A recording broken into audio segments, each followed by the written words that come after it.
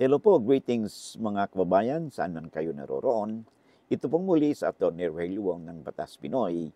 Harinawa sa mga oras na ito, no, iba-iba po ang ating mga time zone, no? Ay kayo ay in good health, at kayo ligtas sa anumang kapamakan. Okay? At ang ating pong episode nito, no, ating pong programa, no, sa mga baguhan pa lang, ay isa pong legal aid public service program ng inyong lingkod in collaboration with the Integrated Bar of the Philippines Manila 4th Chapter. No? Paalala lang po, ang ating po pinag-usapan na huwag po niyong maituring isang legal opinion bagkos consider discussion for information and academic purposes only. Okay, maraming salamat. Sa hindi pa po nakapag-subscribe, no, ay click po yung ating subscribe, share, and like buttons po natin, especially if you find our videos interesting at saka informative. Okay? Para naman po mapalawig pa natin at mai-share po natin sa ating kaibigan, kamag-anak, kababayan o kapitbahay ninyo ang ating mga pinag-usapan because for all you know, may mga pinag-usapan po natin dito may relevance po, no, sa kanila at more or less sila din po ay matututo sa ating mga napag-usapan. No? Sabi nga natin lagi, di ba? Lamang na ang may alam sa batas. Okay? Maraming salamat. Okay? Bago tayo magpatuloy, pwede po bang makahingi sa inyo ng pabor, no? Meron po tayong libro, no? If you're interested, paki-screenshot po itong mga libro nito, no? And I highly recommend, no, sa inyo, no? If you have a copy of this book, napakaganda po, ano, it could be very handy reference materials, no? Lalo na itong legal handbook po natin, no? At saka itong ating labor laws at saka yung ating handbook on the Bill of Rights po natin sa saligang batas, no? Hindi na po kailangan maging lawyer kayo, no? So that for maging useful po sa inyo, mapaginabangan po yung mga librong ito. Just to make a background, ito pong ating legal handbook, no? This is a daily companion for all, no? Ito po nasa dulo, no? Ito po ay extract ng mga batas na may kinalaman po sa buhay po natin. Okay? So, from the time na we were conceived ng magulang hanggang sa pinanganak, nagkaroon po tayo ng pamilya. So, mayroong usapin dito, no? About family law, about pagdating na sa pag-asawa natin, hiwalayan, wag naman sana, no? Mayroon ding issue sa divorce, no, sa mga Pilipinos, no? At mayroon ding tinatawag tayong pagkaroon ng may issue sa property, no? Mana, no? Ay more or less nandito po sa librong ito, no? At malaking bagay po, no, kung meron kayong libro na itong kopya nito sa inyong bahay o sa inyong workplaces. Okay? At very handy materials po ito. Of course, ganun din po ang ating labor laws, no, sa mga HR practitioners po natin, no. You could make use of this book, no, in your work, no, particularly the issues on the security of tenures ng ating tenures, no, ng ating mga employees po natin. Of course, for our employers po, malaking bagay din po ito para sa inyong workplaces. Okay? Maraming salamat. Of course, yung ating pong handbook on our Bill of Rights, no, particularly in-underscore natin dito yung ating issue about arrest, no, warrant of arrest, warrantless arrest, no, sinasabi natin lagi, no, kailan ba tayo pwedeng maaresto ng walang warrant, no? Search and seizure, no, sa ating mga personal properties po natin, mga ari-arian po natin, no?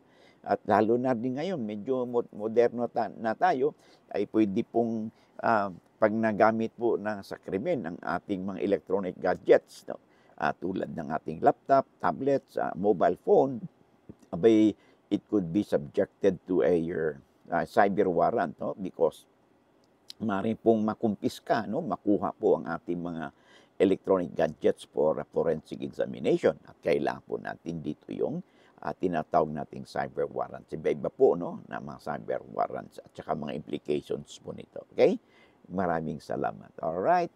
So, and then of course, no, sa mga panyeros panyeras po natin, no, hindi na pa kanong kung wala pa kayong copy ng ating SIPRA, ano, the Code of Professional Responsibilities and Accountabilities, you can have your copy sa Central Books, yung ating the number one publisher po ng mga legal materials po sa ating bansa, Central Books. They have branches in Metro Manila and also in Davao and in Cebu. Okay?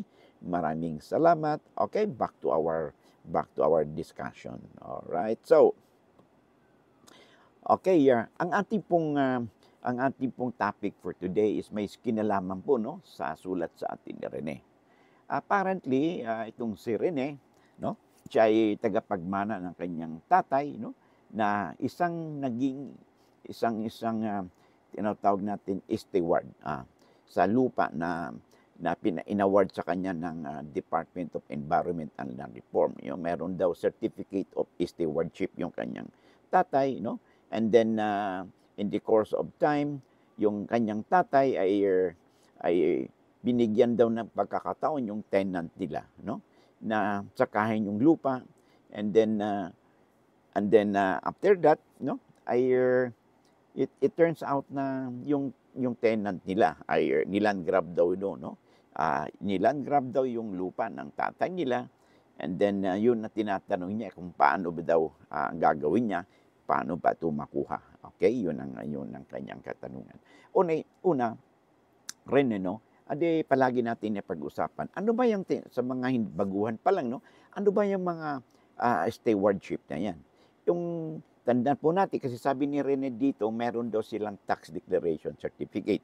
O ano ba yung tax declaration certificate? Ito po yung ini-issue ng assessor's office sa inyong munisipyo sa mga nagmamay-ari ng properties, no?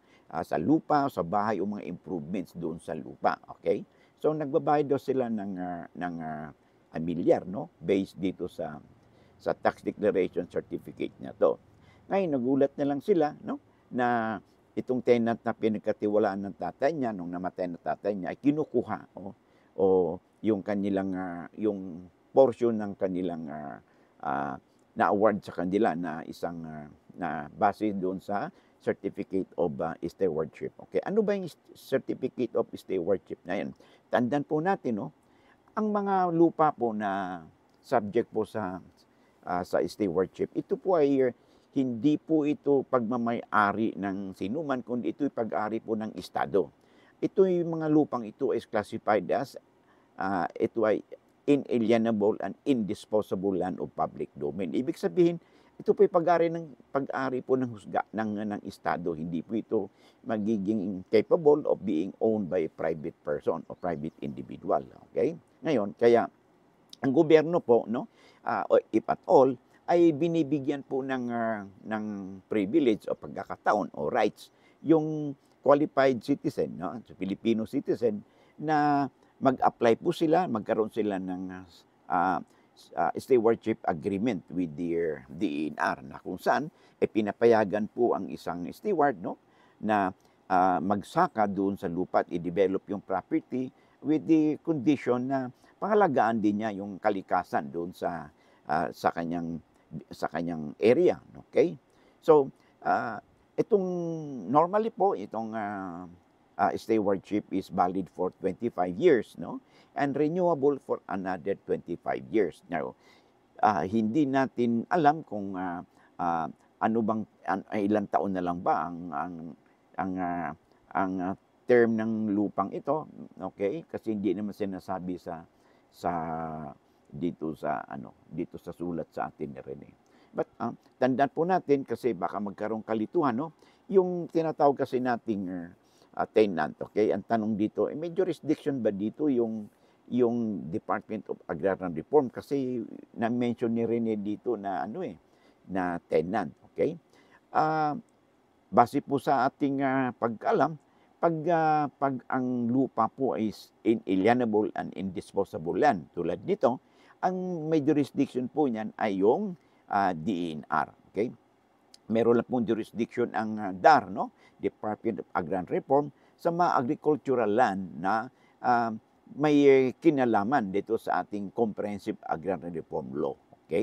Yung CAR or CARP Law. Okay? So in this particular case, ang usapin dito ay sino ba yung may better right? Yung bang steward o yung tenant na nag-occupy na lang ng sinasabi ng tenant din, akin ito. In short, nilang grab daw yung lupa nila. Okay? So, ang gagawin mo, Rene, okay?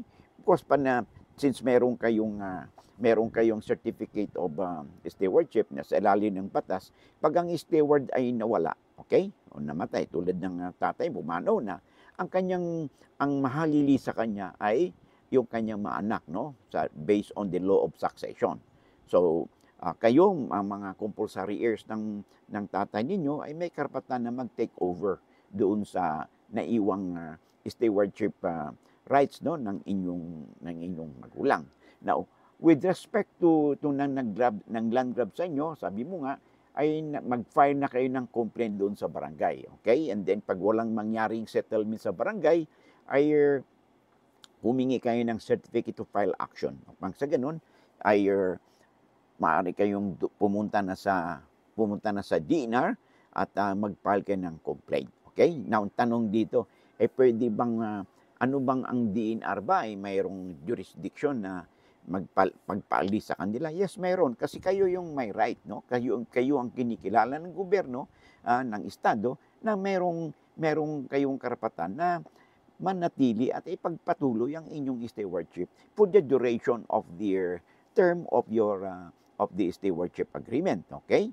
Ngayon, pwede ninyong i-request, no, doon sa inyong complaint din. Ilagay niyo, ireklamo ninyo yung tenant, no, na mag-conduct ng investigation, no, upang sa ganun ay makapag-file, no, yung mismo mag-conduct ng investigation ng taga DNR, no, at ma-prosecute yung sinasabi mong tao na naglaland grab doon yun sa inyong lupa. Okay? At ibalik sa inyo kung kayo ay hindi nakaposisyon na dahil kayo ay tinatakot o basta na lang sila nagpunta ron, no? You're being deprived of your possession, ay pwede pong ibalik po sa inyo, no, ang nasabing property. Okay? So makapag-ugnayan kayo doon sa DNR, no? Of course, if there is need, ay makipag-ugnayan din ka sa lawyer for legal assistance, no, for purposes na may makatulong po sa inyo sa pagpagawa po ng mga kaakibat na mga documentations, no, tulad ng mga pleadings na dapat ma-file ninyo sa office ng Department of Environment and Natural Resources. Okay?